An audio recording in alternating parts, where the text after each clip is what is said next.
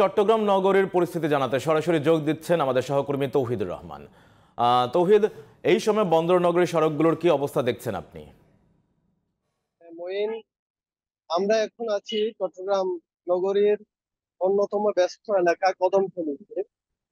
আমার পেছনে দেখতে পাচ্ছেন চট্টগ্রাম ওয়াসার তাদের পাইপলাইনের কাজ চলমান রয়েছে। এই সড়ক বন্ধ করেই আসলে নগরীর অন্যতম ব্যস্ত এলাকা কদমতলী, এদিকে আসলে চট্টগ্রামের গুরুত্বপূর্ণ বাণিজ্যিক এলাকা হিসেবে ধরা হয়।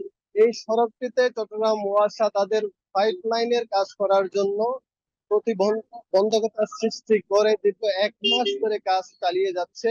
আমরা এখানকার ব্যবসায়ীদের সাথে কথা বলেছি, তারা আমাদেরকে জানিয়েছেন বিগত 1 মাস ধরে আসলে তাদের এই নিত্য যানজট এবং নানান ধরনের ভোগান্তির কথা তারা আমাদেরকে জানিয়েছেন। এখানে ভোগান্তির ফলে আসলে তারা ব্যবসায়িকভাবে তারা নানানভাবে ক্ষতিগ্রস্ত হচ্ছেন। তারা আমাদেরকে জানিয়েছেন এই যে 1 মাস ধরে তারা ব্যবসা করতে পারছে না, যানজট, পাশে স্কুল রয়েছে, মানে মানুষের ভোগান্তির আসলে শেষ নেই। তারা বলেছে তারা লোন নিয়ে ব্যবসা করে, ব্যবসায়ীরা তাদের আসলে তাদের চরম ভোগান্তির কথা জানিয়েছে। আমরা ওয়াসার সাথে কথা বলেছি, তারা জানিয়েছে নগরীর যে পানি নিষ্কাশনের ব্যবস্থার জন্য, পানি সরবরাহ ব্যবস্থাকে তারা ত্বরান্বিত করার জন্য পাইপলাইনের কাজ তাদের চলমান রয়েছে বলে আমাদের জানিয়েছেন।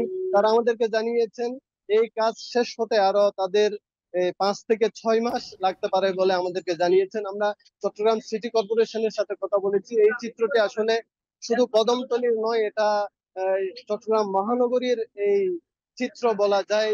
কিছুদিন পর পর ওয়াসা তাদের সড়ক কেটে তাদের পাইপ সম্প্রসারণ এবং মেরামতের কাজ করে থাকে। এটার আসলে ভোগান্তি এই নগরবাসীকেই পোহাতে হয়। চট্টগ্রামে একটি প্রচলিত কথা রয়েছে, এই কিছুদিন পর পর চট্টগ্রাম ওয়াসা সিটি কর্পোরেশন নতুন করে সড়ক মেরামত করলে ওয়াসা তা কেটে ফেলে এবং ভোগান্তির সৃষ্টি হয়।